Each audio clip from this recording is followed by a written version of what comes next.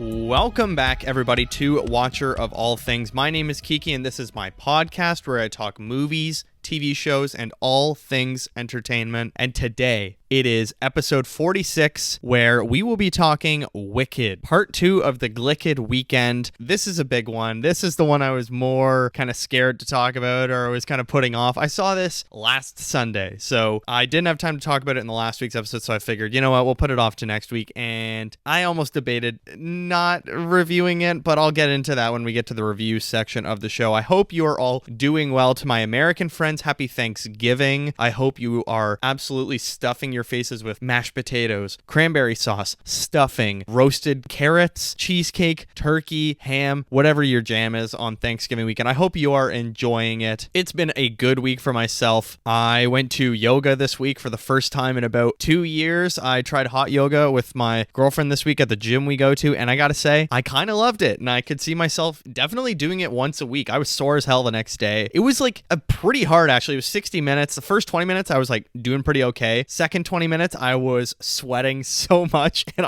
my like groin and thighs were shaking when we had to be balanced and stuff. But I kind of channeled my Daniel LaRusso when we were doing crane stands and stuff. I felt pretty hype. It was fun. I would definitely do it again. If you haven't tried yoga, it's kind of worth going. Like, no matter your skill level, there's different skill levels if you go to a gym with yoga, so I would try it out. Couple things to plug before we get into the episode, of course. This week, I posted my A Real Pain review on the socials. We'll also talk about it in What Else I Watched Today, as well as a Dune Prophecy Episode 2 video and a Flash Volume 2 video will be out by the time you see this, and you can go see Volume 1 as well. And I'm starting the Green Lantern book now, so you can look forward to the comic book reviews every Sunday, and I'll try and do a second review every Thursday, and the Dune Prophecy videos Monday or Tuesday whenever I have time. If I'm busy Sunday night, obviously, they will have to wait. And of course, as I say every week, it was kind of awkward writing my notes for this because I'm like, this has been a Broadway show since 2003, and it's based on a book before that as well, so how can you not spoil things? But to be honest, I've never seen the Broadway show. I've never read the book, so there's tons of people that maybe haven't seen The Wizard of Oz, which is one of my favorite movies, The Wizard of Oz, but maybe you have no clue about any of this stuff. I will do my best to be as non-spoilery as possible, although kind of what you see in the trailer is exactly what you get. But before that, we have lots of news to get into, so let's do it. Let's get right into the news.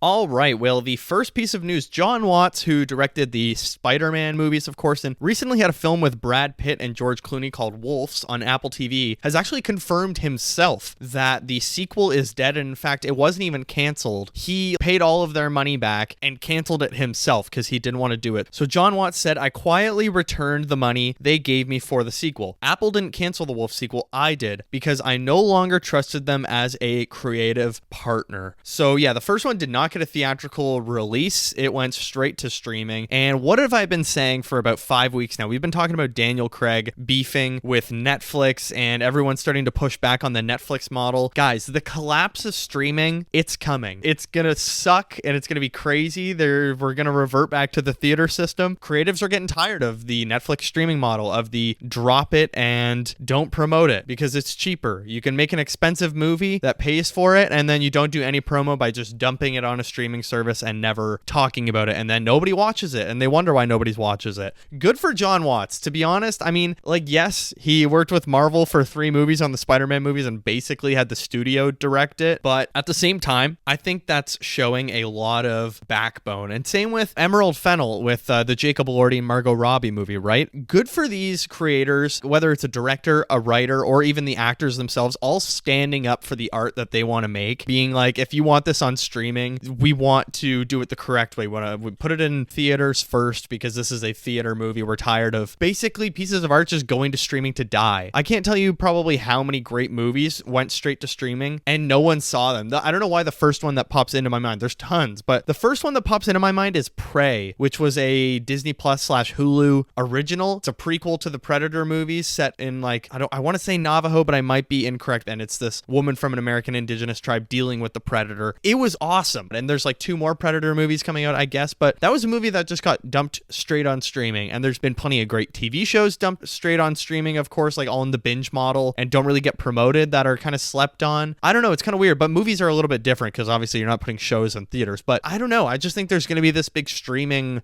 revolution. And I mean, I don't want to talk about it now, but like just the behavior of audiences at the theaters is getting a lot worse. I think by maybe pushing for theaters a little bit more, we might see even the return of theater etiquette because it's becoming like the main model again post-COVID. I'm talking specifically all of the Wicked fans this week. And this is why I didn't want to review it, because I feel like it's toxic, and Wicked stans and all the Ariana Grande fans are going to come after me, which let me review the movie first because I have positive things to say. But people sharing their pictures from inside the theater and videos, and stars like Cynthia Erivo and Dwayne The Rock Johnson and Ryan Reynolds all pushing for people, oh yeah, record yourselves in theaters, like share your videos. And the etiquette has all gone out of the window after the streaming model. Everyone's so used to being in their living rooms, and it's like, it's hard to get mad at people because everything is just streaming now, but at the same time, like, have some manners. So I don't know, good for John Watts, good for Emerald Fennell, good for Daniel Craig and Ryan Johnson and everybody that's pushing back against the streaming model. Honestly, I'm getting sick of it. And as great as the streaming model is, because it's like a new version of cable TV, financially, it's not manageable for the next few years. It's not going to be stable because everything on streaming is so expensive. But how are they really making money off of these things? Very rarely are like honest streaming numbers put out, I feel like Netflix specifically. Bottom line, good for John Watts. I'm happy he did this. But let's move on to some happy news now, or happier news, because I'm happy for John Watts. Charlize Theron will be in Christopher Nolan's next movie. It is confirmed at Universal. I am so pumped. So this was put out by Variety, Hollywood Reporter, Deadline. Everyone was confirming it last week. Charlize Theron is joining the project. Apparently, it's going into production in January. Christopher Nolan is a notoriously fast filmmaker. I think Oppenheimer, they came 30 days, something crazy under their deadline, and they filmed extremely fast and they had to build everything. Christopher Nolan, I know he's just one of the filmmakers that is constantly praised for being always like under budget, always under schedule. Like he nails it every time. He's very professional in that sense. So I don't know, they start production in January. That's probably like pre-production stuff, kind of lining everything up. And then who knows? I saw one random tweet this week that,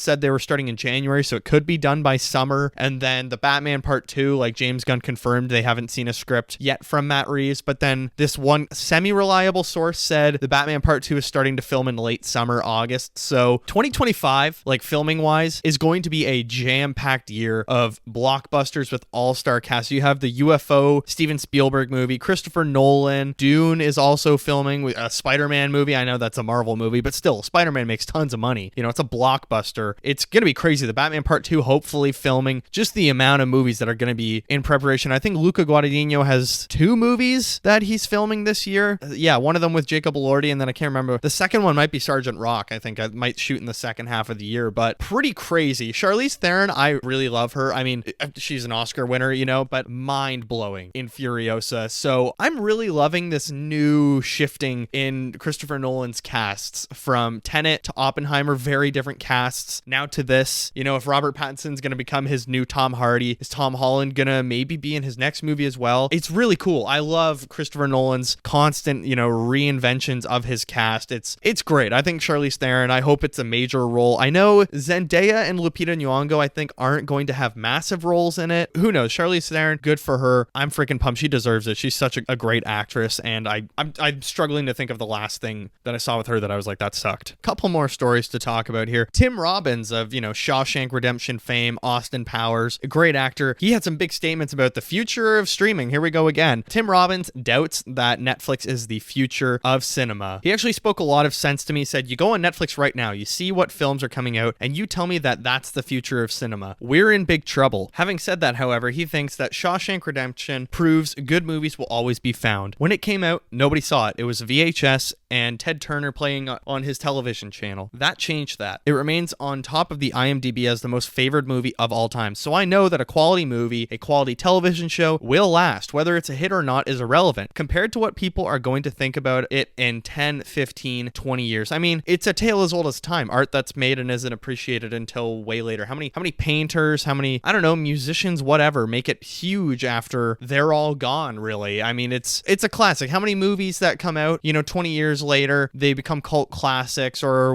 whatever it is. That happens all the time. And it's so true that I can't really think of any Netflix hits or streaming hits that in 20 years are going to be discovered and, found in someone's basement on VHS or DVD or Blu-ray or whatever. There's too much stuff now and there's too much schlock now and garbage that, is just going to be swept under the rug, but the good stuff will remain. I think people stress about like, where is our artistic world going right now? Good stuff gets noticed and good stuff sticks around. And moving on to our next story as well, speaking of lasting art, Margot Robbie said she still doesn't understand how people hated Babylon. She said, quote, "I wonder if in 20 years people are going to be like, wait, Babylon, didn't that do well at the time?" Margot Robbie, I could tell you why Babylon did not do well, because, there's 2 hours of good movie in that and it's a 3-hour runtime. And I think Babylon is like 2 or 3 amazing, perfect scenes and the rest of the movie is so forgettable. I think it's a very like divisive camp of, are you pro or anti Babylon or just like okay with it? I remember when it came out, I was like, yeah, that was kind of messy and I wasn't huge on it. But then there were people that are just willing to die for it, saying, no, it's misunderstood art. In 20 years, it'll be massive. If you just search Babylon on Twitter or whatever, any social media platform, I guarantee you there will be waves of people saying, oh, Babylon's misunderstood. And I get it. There's tons of movies like that. Like Tim Robbins was saying, like, good art remains. And even if it's not appreciated at the time, in 20 years, it might be massive. There's tons of movies that when they come out, people hate them. And I think just this week, Demi Moore was talking about Ghost. And she said that when Ghost came out, it did not get good reviews. And now, it's one of her most popular movies. I'm pretty sure she was talking about Ghost. Not everything is going to be immediate success. And you never know. Maybe we do come back to Babylon in 20 years and we're like, you know what? This should have had more credit than it got. For me, that's West Side Story right now. After seeing Wicked, which we'll get into in a moment, I have one more story to talk about. But West Side Story, Steven Spielberg, I thought it was good at the time. And now rewatching it and seeing these scenes again and like just watching the trailer again as well. I saw it in theaters, but I haven't rewatched it since. This week I ordered the 4K Blu-ray because I was like, yeah, I gotta watch this again. I need to own it. And like, I love musicals and West Side Story was so great. I've never actually seen, maybe I have seen, no, I don't think I've seen the 1961 original, but the Spielberg one was so great. And now having seen Wicked, I can go back and really appreciate West Side Story for what it was in 2021. I mean, wasn't it a Best Picture nominee? Like, come on, it was great. And now I think people on Twitter, definitely not only myself, but people online and stuff have just been posting clip after clip and picture after picture of West Side Story by Spielberg and being like, holy shit, this movie is just so well made. Tim Robbins, Margot Robbie, keep your head up.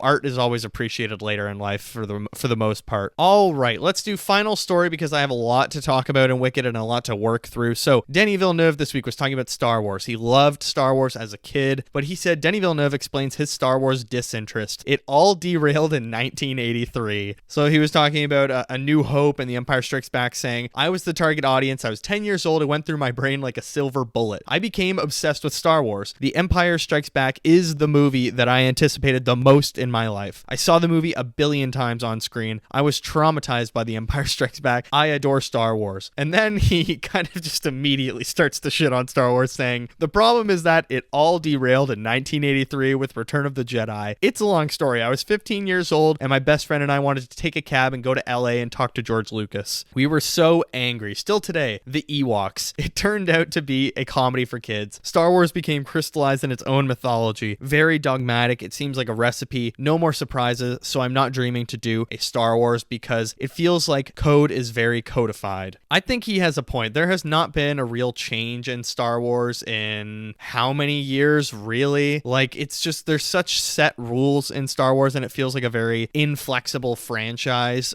Yeah, I totally get what he's saying and I think he's absolutely right, to be honest. I don't see why a lot of filmmakers would want to go onto Star Wars right now because it just seems so divided and so poisonous, and you know what I mean? Like, certainly watching and being a fan, I mean, today, in fact, is 10 years since the Star Wars The Force Awakens teaser dropped. I remember sitting in business class with my best friend and he showed it to me on the computer and my mind was just, my brain blew up. Kylo Ren's lightsaber, seeing the Millennium Falcon again. I remember I lost my shit. And I loved the movie when it first came out. I thought it was amazing. I still really like it. I don't know why. I think I just watched it so many times when it came out in the next couple years that now I can't go back and rewatch it that often. And same with the next two after it. I think maybe that's why I can't watch The Force Awakens, because I just get hurt. I'm like, oh man, it's all downhill from here. But Star Wars is such an interesting IP right now to talk about. It has some of the most diehard fans, but it has some of the worst projects made. It's just, I don't know. I can't blame Villeneuve for not being like, you know what? I'm going to drop all of my extremely mind-blowing and unique vision of everything, and I'm going to go do Star Wars. Like, he's already taken on two big franchises in Blade Runner and Dune. Blade Runner, he fit perfectly into that world, but I don't know. Like, if he did do a Star Wars, it would have to be something very close to Andor, I would say, where it's a very unique and like gritty, or like even a Rogue One feels very different from a lot of Star Wars, to be honest. So yeah, but the fact that he hasn't liked really Star Wars since he was 15 years old, I think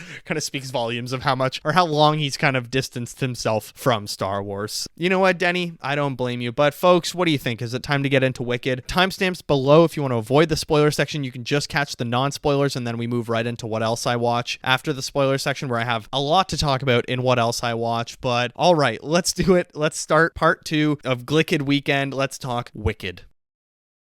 Everyone deserves the chance to fly. Wicked is a 2024 musical fantasy coming in at 2 hours and 40 minutes and is actually Wicked Part 1, if you didn't know. It currently has 90% on Rotten Tomatoes with an 8.2 rating on IMDb, 4.1 on Letterboxd average rating, with the mode rating being 5 stars. Thank you, Ariana Grande fans. Google's in a nutshell: epic, bold, wondrous. It is directed by John M. Chu, who did, I think this is only his second film. He did In the Heights, which is another musical. Screenplay by Winnie Holzman and Dana Fox, based on Wicked by Stephen Schwartz and Winnie Holzman, and Wicked by Gregory Maguire. The music is by John Powell and Stephen Schwartz. The budget was $150 million. So far at the box office, it has already passed $200 million. Worldwide, it is blowing up, going insane. Like, it is doing just extraordinary numbers. Look, I was a little hesitant to review this film. It feels like there's just a lot of toxic stan culture kind of taking over the internet to defend this movie from any criticism, but I was really excited to see it. Like, I was very excited for the Glicked weekend. I was excited to see Gladiator. I immediately said, let's go see Wicked. I actually bought tickets to 3D in this, which was so annoying, but I mean, that didn't make it look any better or any worse, in my opinion. Especially after the reviews came out, I was even more excited. I was like, holy shit, like 96% on Rotten Tomatoes, very good scores kind of across the board from most reviewers I follow. But then like I went online, kind of dug deeper, and I was like, oh, never mind, it's kind of a lot of more mixed reviews, I would say. But look, I just have to be honest with my opinion of what I thought. It's okay if you absolutely adored this movie, you thought it was perfect. There's movies I love that are extremely flawed. So Wicked, let's get into our synopsis and actors first. So the synopsis: when ostracized and misunderstood, green-skinned Elphaba is forced to share a room with the popular aristocrat Glinda, the two's unlikely friendship is tested as they begin to fulfill their respective destinies as Glinda the Good and the Wicked Witch of the West. The film stars Cynthia Erivo as Elphaba, Ariana Grande, whose music I very much like, as Glinda, Jonathan Bailey as Fiyero, Michelle Yeoh as Madame Morrible, Jeff Goldblum as the Wizard of Oz, Marissa Bode as Nessa Rose, Ethan Slater as Bach, Bowen Yang as Pafani, Peter Dinklage as Dr. Dillamond, and it's just a massive cast. I'm not going to say everyone. It's a massive supporting cast of like not very recognizable people, but a lot of people that I recognize because I was like, oh, I know them from that one TV show. Okay, so Wicked overall, here we go.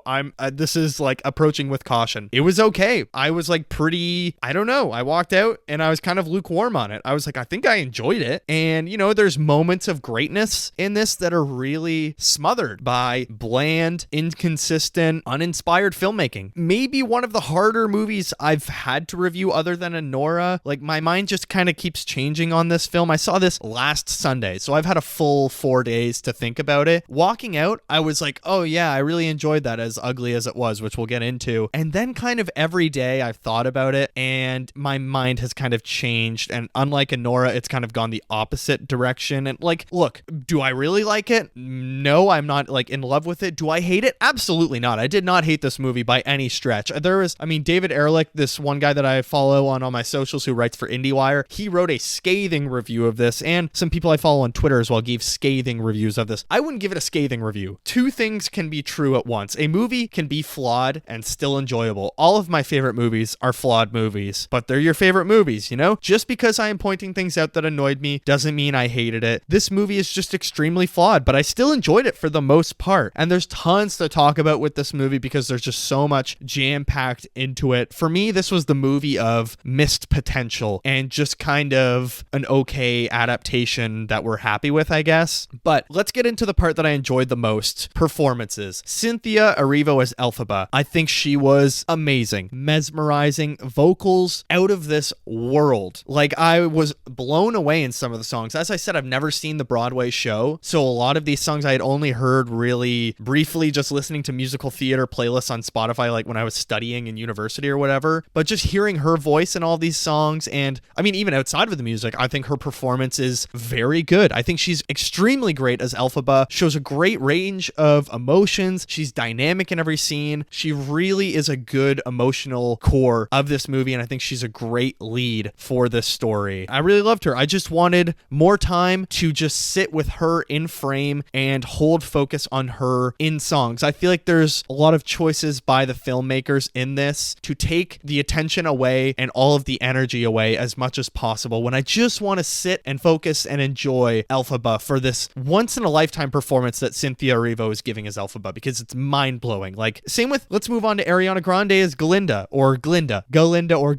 Astonishing. Like, deserves all of the accolades, and she's with Cynthia. Ariana and Cynthia are absolutely dynamite, and they're giving one of the craziest press tours I have ever seen right now. This is about 6 days into the holding space meme that came out last weekend that I've just been quoting with one of my friends like every day. Like, he came over last weekend, I was like, ah, yes, this drink's really holding space for me, and it's hilarious. I've loved every meme. Back to the performances. Ariana Grande deserves it all. She is giving a equal leading performance along with Cynthia Erivo. They are a match made in heaven for this story. And now that I've, see this movie, I've gone back and kind of watched some of YouTube clips of the stage play with Idina Menzel and Kristen Chenoweth. I think they made a dynamite pick. And there's that creepy tweet of, I can't remember who, someone in 2019 predicted exactly these two would lead, and they nailed it. I was blown away, and the first thing I said when I got out of the theater with my girlfriend was Ariana Grande and Cynthia Erivo were amazing. Like, just blown away. We'll get into a couple of individual songs. Of course, we're non-spoilers, so don't worry about that. But let's move on to the rest of the cast, because really those two are the only highlights apart from maybe one other person. But Jonathan Bailey, he's kind of a perfect summary of what's wrong with this cast, other than maybe Ariana Grande and Cynthia Erivo, who passes younger. But Jonathan Bailey looks about 20 years older than everyone in this, and he's very bland to me. He's kind of just eye candy in this story. I don't find his singing at all mind-blowing, like nothing special or spectacular about him. He's just kind of this really boring love part of the story. Like, honestly, if they cut his story out completely, I wouldn't care. Having not seen the Broadway play, I was like, probably something is going to be big with him in part 2, but he was maybe the least interesting character for me in this story. I just loved every time Ariana and Cynthia were on screen as Elphaba and Glinda. Those were the magic parts of this movie for me. But Jonathan Bailey, not much to offer in this for me. Very boring. Yes, he's a handsome man, but just because you're pretty or handsome doesn't mean you're equally a good actor. I hate to say this, but Sydney Sweeney, that's exactly how I feel about her. I find her boring and bland in everything I see her in. And Jonathan Bailey's the same. I think he is such a handsome dude. He is no doubt. He is a handsome guy. He's got charm, but he's so bland in everything I've watched him in. I hate to say this because it's two of,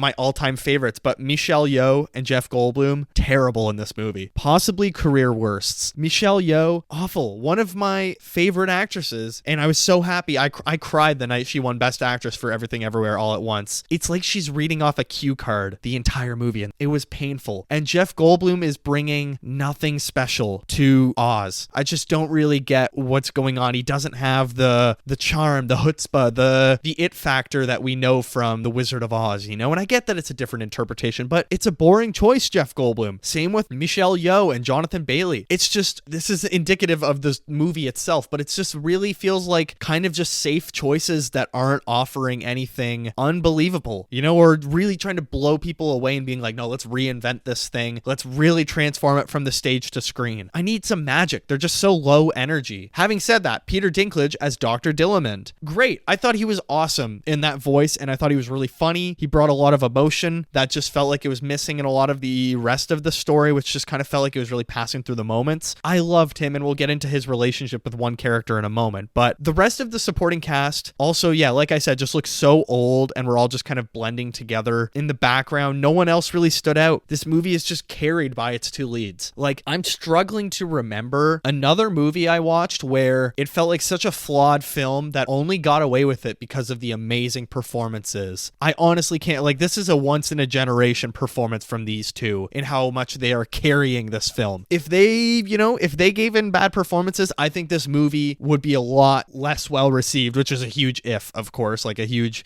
but and a huge if. The cast, I don't know, so mixed, but the two leads are outstanding, and I think they deserve so many accolades, praise, nominations, whatever. But we'll get into nominations maybe in a little bit. All right, well, if I sound different, it's because some idiot deleted 50 minutes of podcast. So it's actually the next day, and I am reviewing Wicked again. So let's get into the story. Take 2 of Wicked. Story-wise, this movie feels very uncertain of itself. It lacks a true artistic voice behind it, and one voice that feels like a singular vision. It seems to be very happy with just kind of showing the play or the book as simply as possible, but not going for like a mind-blowing adaptation. Like, the script just feels very made by committee, and the adaptation and all the art and the creativity behind everything in this just kind of feels made by committee. I saw a good Letterboxd review that was like, this feels like it was made by Kevin Feige in the MCU, because it has that very mixed tones and feels like it's just a bunch of people in suits in a boardroom all agreeing on how it should look. So yeah, a little bit unfocused. And the script itself, I found, outside of Ariana Grande, very unfunny. Like, I knew she was going to be hilarious in this because her SNL, every appearance on SNL from her, and if you've seen Victorious or whatever that show she was on,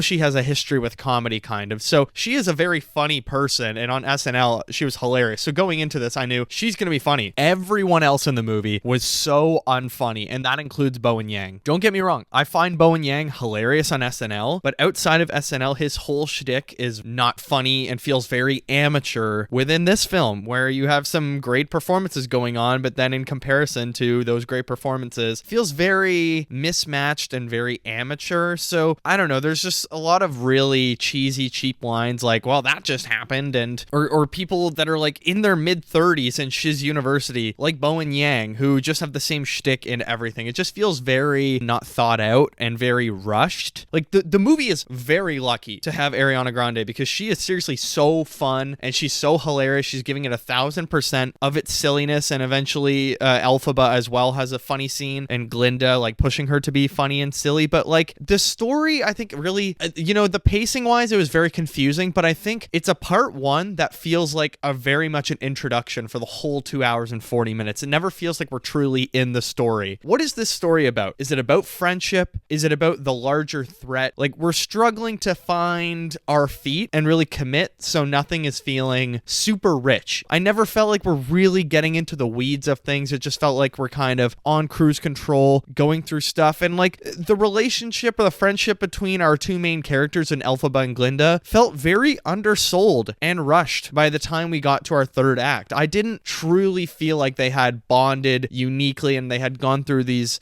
very insane or very fun things together. There's like one fun scene between them. It's just, there's kind of it reminded me a lot of like weirdly Batman v Superman, of like, oh, they're gonna be enemies, and they're enemies for like one scene, and then all of a sudden they're friends. This Wicked is like the musical theater version of the Batman v Superman Dawn of Justice, I guess. I don't know, it just felt like it all hasn't quite come together, and a lot of it is just kind of thrown on the screen by committee. The movie really does have a certain blandness that I think comes from a lack of confidence. It never quite feels like it's trying to wow you, and it's just fine with adapting the show and being exactly that, or not trying to really surpass any expectations. It's not trying to subvert anything or being like, oh, you thought it was going to go that way, well, we're going to blow your mind out of the water with this one really big change, or I don't know, or just like make this way bigger than the show was, or whatever. It just, everything that's brought to life feels very minimalist, very minimal effort, a little bit frustrating throughout the movie. Like, the movie is meant to take place in this complete other world that's magical to us, but it feels so just restricted and held back, and we don't want to go like too big with anything or take any huge swings or risks in this movie. It just felt like we need to play this very safe because we don't want to piss off any of the fans. So I don't know, let's talk about the director, John M. Chu. In my opinion, he butchered this movie. This is really one of the worst fumbled movies this year. It had the potential to be insanely special. This was one of the movies that I was starting to get really excited for after summer. The trailers actually look interesting outside of the color grading. Like, it looks like it could be fun. I like the two main cast members, and Michelle Yeoh's in that as well, Jeff Goldblum. Like, this could be fun. And especially when all the reviews came out, I was like, God damn, this could be massive if it really is as good. But the directing just feels so out of focus. There's nothing ever really in frame by itself, just getting all of the attention. There's always a million things going on. And it feels very confused and unsure of what story it wants to tell or who we really want to just focus on now. Like, we're just going to really make this person our emotional anchor, put everything onto them. It feels like a director who's scared to change a story and focal points. And I don't know, it just never felt like John M. Chu was telling his story. Like, this is my version of Wicked. You know, if he's a fan of the stage play or of the book or whatever, it just never felt like he was saying, this is how I view the story. It felt very, I'm just here to supervise the script, pretty much be a babysitter. It just felt like there was a lot of pressure throughout this movie. It just, that's all I can think of. It's just a lack of confidence, pressure, being scared to change things because of fans and fandom, and trying to make everything just as serviceable as possible and show everything we can. Like, we need to just throw everything on screen because I don't want to miss a beat. And nothing ever has time to breathe. It feels very much like it's just ticking boxes. Like Defying Gravity, for instance, and I'm not spoiling exactly what happens at the end, but that's this one song, Defying Gravity. I'm pretty sure in the stage play, it is a 6-minute song that's broken up, of course. In this, it was, I think, 15 minutes, and it felt very unnecessary to just, like, Cynthia Erivo's vocals are melting my face off in my scene. I'm losing my shit. But it's constantly just so chopped up, feels unfocused, feels so drawn out. You know, like, her vocals are giving me goosebumps, and then we're just constantly cutting back to, oh, guards running upstairs. Oh, the other supporting characters all looking into the sky. And it's just like, just show us Elphaba and Glinda. I just want to see the two of them, their reaction to this pivotal moment and their friendship. I don't care about thousands of Oz's guards running upstairs or whatever it is. I don't need that. It just feels like there's too much in this. It's minimalist effort, but it's so much excess garbage all around our characters. Like, I really liked Elphaba's relationship with Dr. Dillamond, played by Peter Dinklage. I really like that aspect because that is one issue in this story of what is happening to the animals, not to spoil exactly what's happening, but that actually felt thought out, developed, I don't know, like properly parsed out in our script. Honestly, I would have cut out the whole love triangle thing. And I'm not going to say who's in the love triangle, but I would have, gotten rid of the love triangle and be like, let's really just focus on this existential threat that's happening to this magical world. And I get it, it's Wicked, you need your love story, but make a love story between our two main characters. I don't care. And like I said, pacing wise, it feels super inconsistent. There's some scenes where I felt like we're just trying to jam pack as much as we can on the screen, just get it all in there. And like, we need to really reward the fans, just throw it all up. And then there's other scenes where it's like, this just feels soulless and empty and very underwhelming and not much happening. This is a storyline that was not thought out, or like, oh, how can we make this a little more special on the screen and a little more nuanced and, I don't know, a little more interesting versus,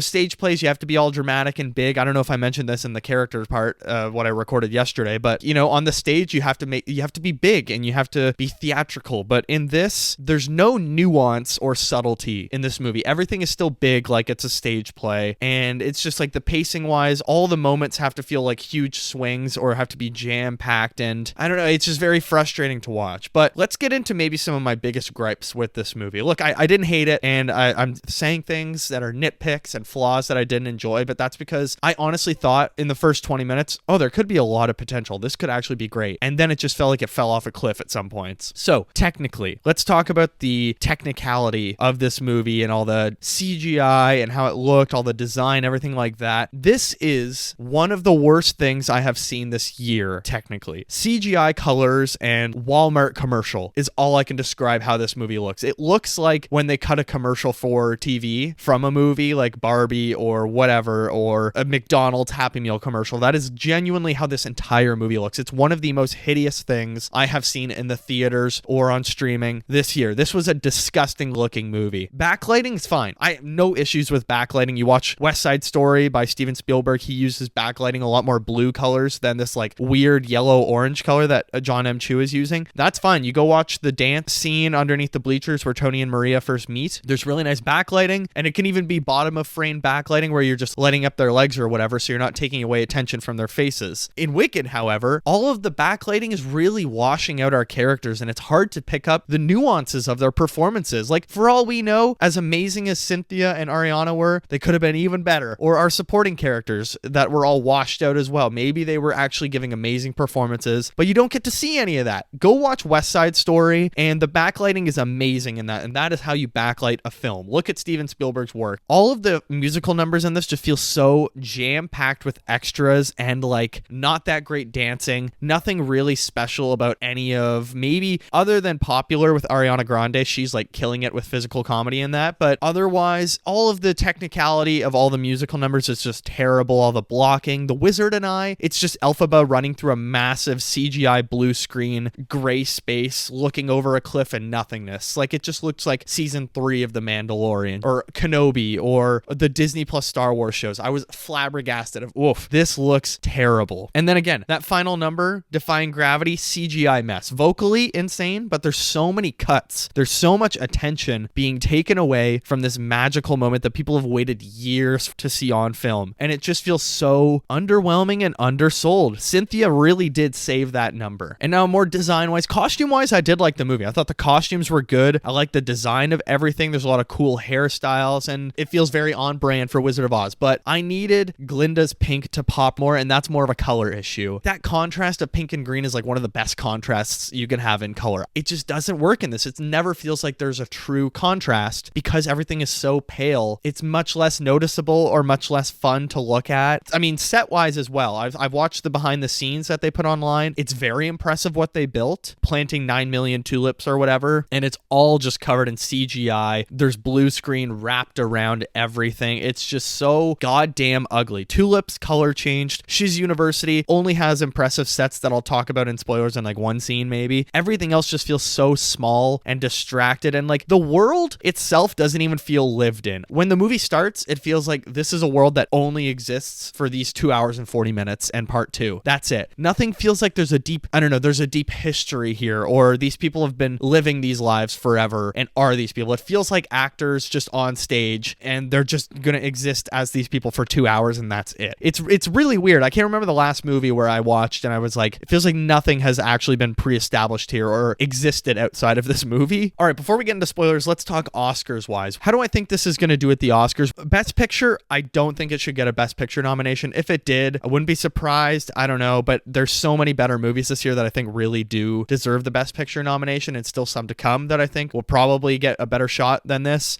Or one that has to happen is Ariana Grande for supporting. I think she has to be nominated. Cynthia Erivo, I think there's been a lot of good leading actress nominations this year, so it's going to be a tough battle, but I could see her getting a nomination. I don't know. There's maybe the song ones. I don't know. There's got to be an original song or something. And for me, the only two that I think deserve nominations, Best Supporting Actress and Best Actress. All the technical stuff, technically this movie is hideous, so I don't think it deserves any of that over a whatever. Challengers, Dune Part 2, The Substance. There's so many better movies. Furiosa. And like, I mean, just theater etiquette wise, as for people recording in their screenings, you should be embarrassed. And when the stars of movies are sharing videos of people reacting in their theaters with their videos and just like recording on their phones, disgusting. And as for people singing along, Cynthia Erivo and The Rock need to stop suggesting that. Wait for the sing-along screenings, then it's okay to sing. But in the regular screenings, don't ruin it for people. Okay, look, overall, let's wrap this up and get into spoilers. Look, I didn't walk out furious, and I didn't hate it completely. It just felt a little underwhelming. It felt like an okay adaptation that someone was like, I'm not looking to change the wheel here. Just my biggest issue is it feels very corporate. I don't know, it's not a good movie, but it's not a bad movie. It's like fast food. It's here, it's available, it might not be good for you, but it's an option. Wasn't revolutionary, didn't try to really push the bar at all, felt very corner cutting and like MCU production. I would give it a 3.5 out of 5, but I would still recommend it. Like, it's still a fun time at the movies if you ignore all the annoying people there. Like in my screening, there was a row of girls all recording it for the entire time and I gave them shit after. But let's move into the spoilers.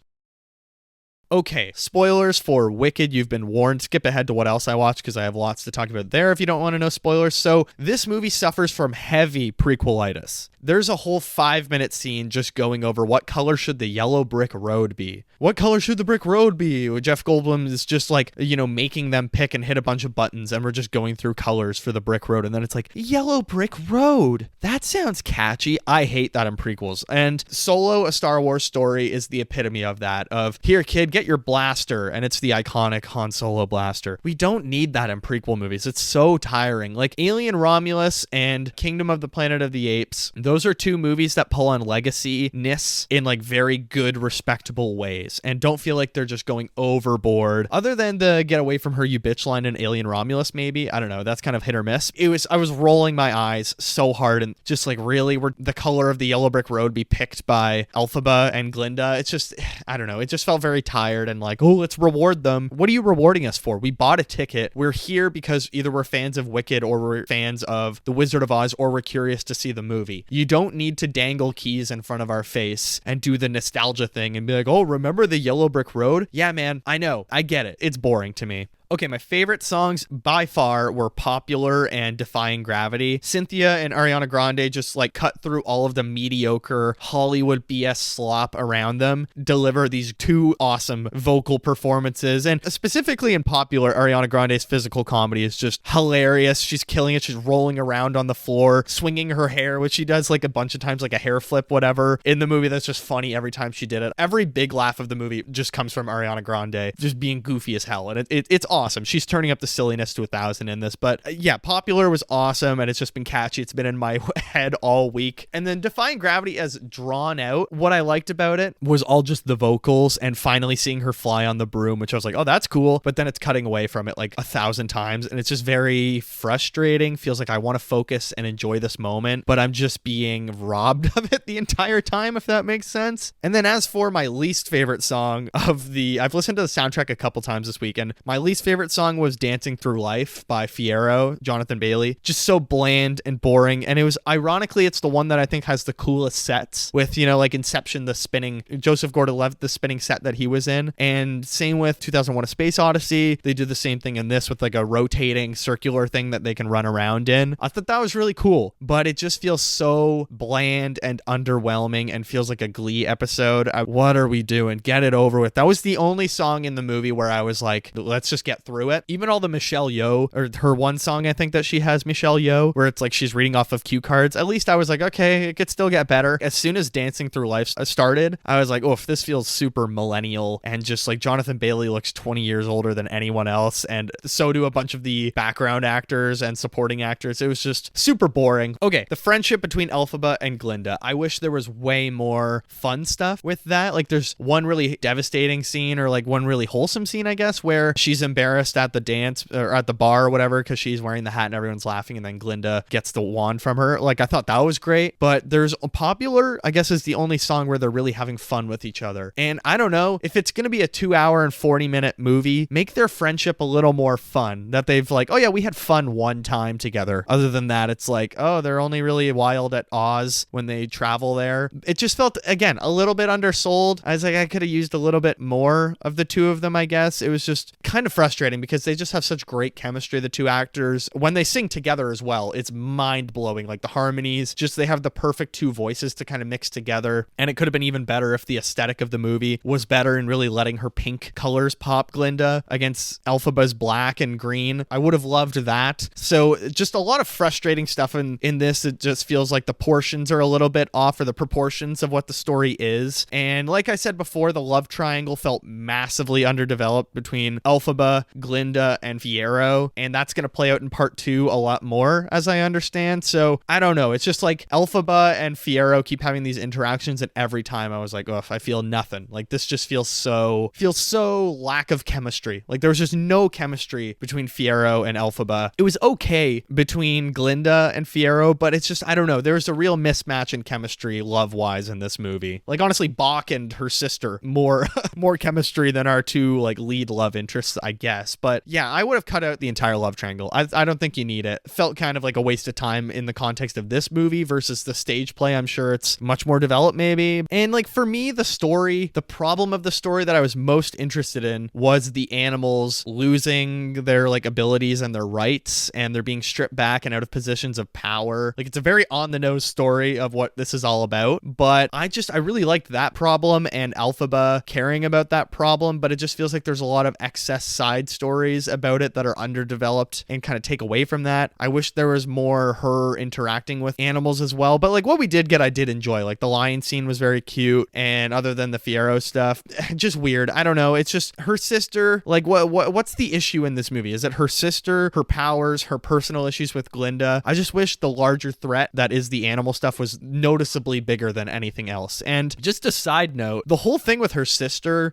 just watches her like get bullied and laughed at in public, and it seems like she doesn't really care. I was like, Jesus, I thought Glinda was a bad person. Her sister doesn't give a shit. And her dad makes her go to school with her sister. It's not like it's her choice. She's not like, oh, I want to stay and enroll. Her dad's like, no, you stay and watch. And then the Michelle Yeoh, the witch lady, she makes her stay and enrolls her in classes because she has powers. Why are you beefing with your sister when she's just trying to look out for you? It just felt very odd. And then like the issue with her powers, I wish she was able to get skill with her powers a little earlier and like, oh, she's actually really good with this stuff. Instead of like, she's just kind of like a bumbling mess the entire time until the end when she gets the broom. Then she's like, oh, here she goes. Now she has to be the witch, which like was a nice moment, but I don't know. It's just, it's the whole like personal issues plus her powers plus her sister plus the animal threat. It all just felt very messy. And we have an A story, B story, C story, D story, E story, G story. It's just like, can we just pick like 2 storylines to follow for this 2-hour and 40-minute movie and stick with those, because that's what I came here to see. And just quickly, let's talk some Easter eggs in this. So kind of cool that they got Idina Menzel and Kristen Chenoweth to come back. So 20 years ago they were in the stage play, I guess, and it just felt very like full circle and felt very respectful, and it was just like a wholesome thing. I don't know if it was a new song that they got them in, but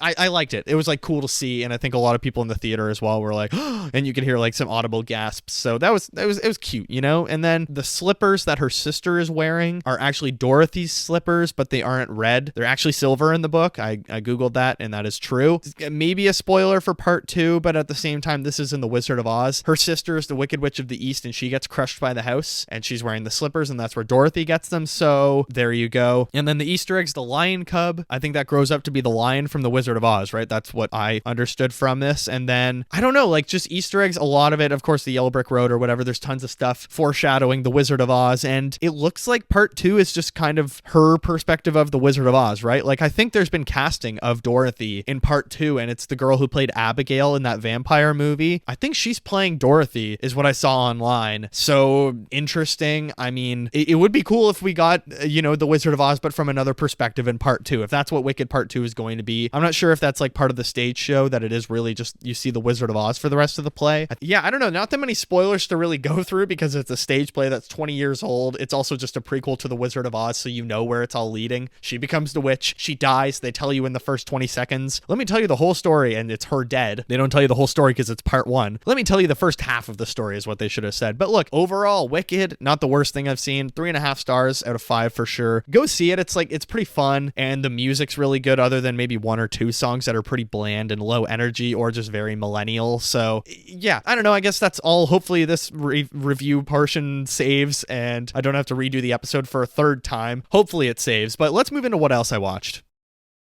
Okay, what else I watched? We got 6 movies, 3 TV shows, and 1 book. Let's start with the book. I finished The Flash, New 52, Volume 2, Rogue's Revolution. I really liked it. I love any story where it's just like a team up of supervillains against one of our heroes. That's always really fun, and I love like the overwhelming nature of it. I like Mirror Master or whatever, Captain Cold and his relationship with his sister, and that she's like turning on them but not, and it's like all these just double crossing. I would love to get the omnibus of the New 52 Flash and read it out the entire run. It's pretty good. Maybe the only thing I didn't like about Volume 2 was the last issue is just Flash's origin story. Why wouldn't this be earlier or even in Volume 1? I don't know. Just felt kind of strange. But let's move into TV shows, then I'll get into my 6 movies. So TV shows, as you maybe saw on my social media, I reviewed Dune Prophecy episode 2 titled Two Wolves, and a way better episode than episode 1. Pacing wise, much better. Still very CW. I've watched tons of CW shows, especially all the DC superhero stuff, and it's very much similar vibes, even though it's HBO.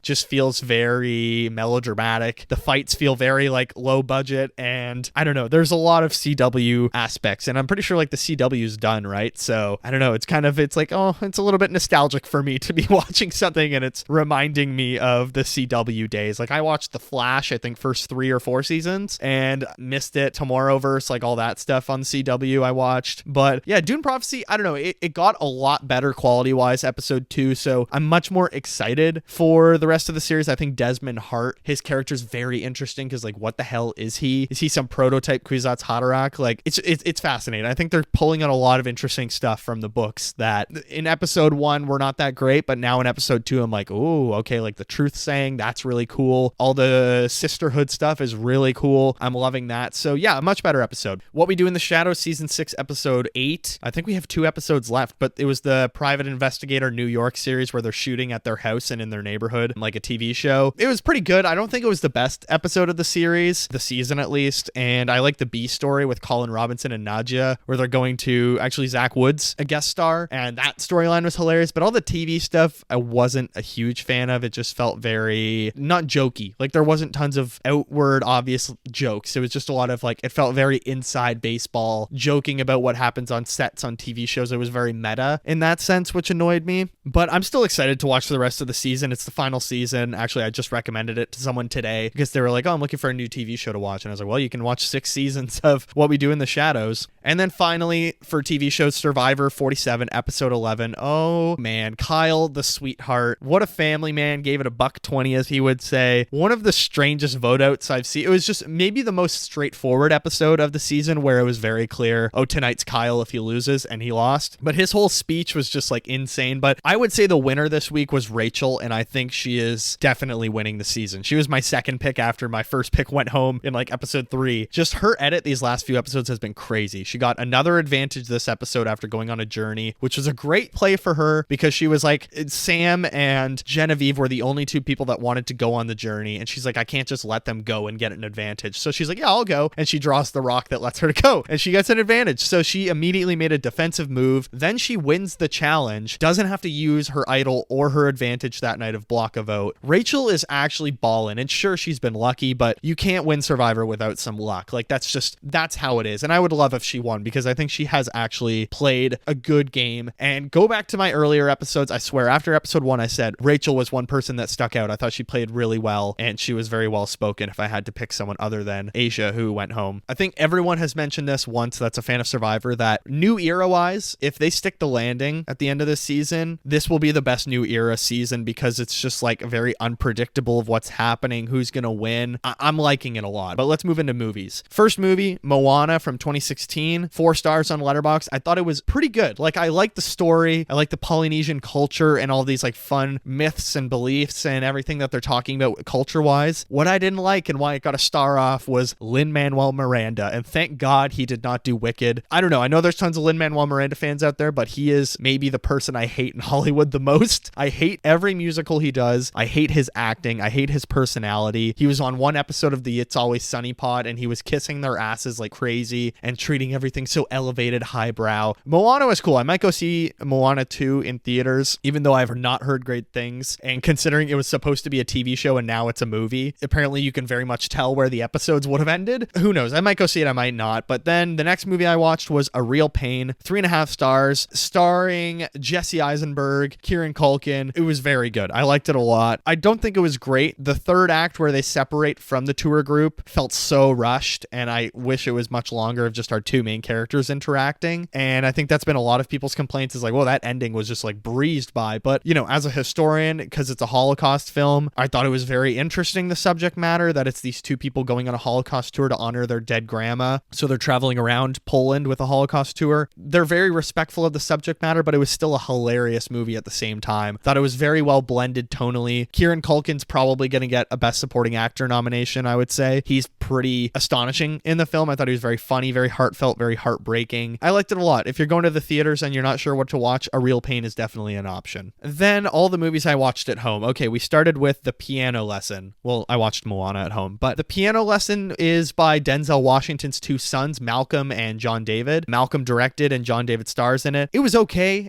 I don't know, it's very stage play. Not a lot is translated for a movie. It just feels like you're watching a recording of a stage play, so it gets a little bit much at times, and a lot of monologuing, a lot of just dialogue, and then there's just a piano exorcism at the end of the movie. Wasn't for me, but I could definitely see why people would love it. Then after that, I watched His 3 Daughters, which is a new film starring Carrie Coon, Natasha Lyonne, and Elizabeth Olsen. 4 stars. I really liked it. Piano Lesson was 3 stars, and I thought, oh, that was a disappointing Netflix movie. And then I was hesitant to start another Netflix movie, but I started recommended his three daughters, and I was like, this is very heartfelt. It's about these three daughters that basically just waiting for their father to die on his deathbed, and they're all staying in his apartment. They very much do not get along, and they're very different sisters. It's just about them bonding during this very difficult time, or trying to bond and trying to make it through together. I thought it was very heartfelt. Elizabeth Olsen, very good performance. Carrie Coon, very good performance. Natasha Lyonne, amazing performance. I thought she was astounding in it. I liked it. It was like nothing to write home about, but it was just a good, heartfelt family thing. I'm very much a softie for family movies now. I don't know what it is. I just can't watch stuff. The Iron Claw, Wonka, anything to do with family. The Holdovers, I cry like crazy. I'm like, I can't do this, man. I can't do it. It's too emotional. But then I've decided, you know what? I'm going to watch Variety's top 100 movies of all time. So I started with number 100, The Graduate from 1967, starring Dustin Hoffman. And I absolutely loved it. Hilarious, super like melodramatic, just so charming. It felt kind of timeless as well. Like there was nothing in it that I was like, oh, that's super outdated and doesn't play now. I was like, you could throw this on now, and I think most people would find it amazing. I gave it 4.5 out of 5 stars. I had no clue that like the whole third act is basically a Simpsons episode, or The Simpsons based it on The Graduate, where Abe Simpson has to stop the wedding between Marge's mom and Mr. Burns, and he's in the top of the church knocking on the windows, Mrs. Huvier. When that showed up in The Graduate, I died laughing. How have I not known that that was a Graduate reference? Because it was hilarious. It was really good. I would watch The Graduate, totally recommend it, and I'm excited to go through the top 100 movies of all time according to Variety. Next up is 12 Angry Men. Then my girlfriend and I watched our second movie of all the Best Picture winners from 1930 onwards. So 1931 was Cimarron, which is basically about the settlement of Oklahoma by colonizers, and when the U.S. government bought it. It's also including the Osage Nation. It's actually where Killers of the Flower Moon took place as well. So I got to point to the screen and tell my girlfriend, that's where another movie I watched took place. Did you know? And just like list all these facts and annoy her. The movie was pretty bad. Like you can't hear anything because it's just so poorly converted over the years. Also, the story is just like really, I don't know, kind of nothing and just not much happening a lot of the time. A lot of stereotypes and very off the cuff things that are not appropriate to say now. So I'm excited to move on from that one. Next up we have from 1932 is Grand Hotel. So we're probably going to watch that this weekend after I put up my family's Christmas tree, which I'm very excited for. And I think that's probably it for what else I watched.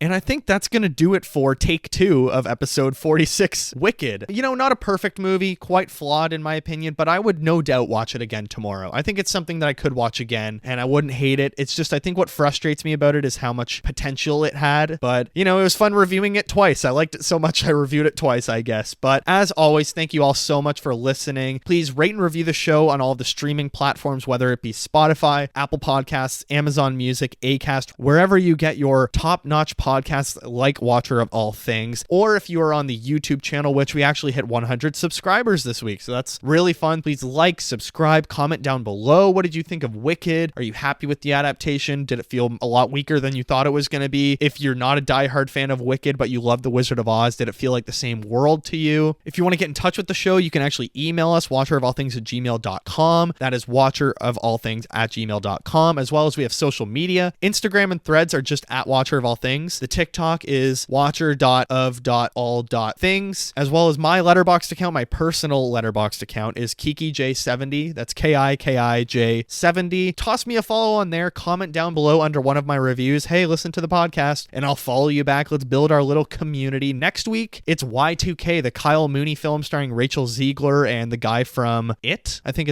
he's from It, and actually he's in Knives Out as well. I'm excited for that. It's been 2 weeks of mega blockbusters, actually 3 weeks with Red One. So I'm excited to go for a smaller scale A24 film made by an SNL alumni that I think could be a lot of fun. But I think that's going to do it for this week. Thank you all so much for the kind messages, for all the love I get on these episodes and all the videos on social media. All the social media linked down below. Go follow on everything and blow it up. I hope you have a wonderful Thanksgiving if you're in the States, and I will see you in the next one.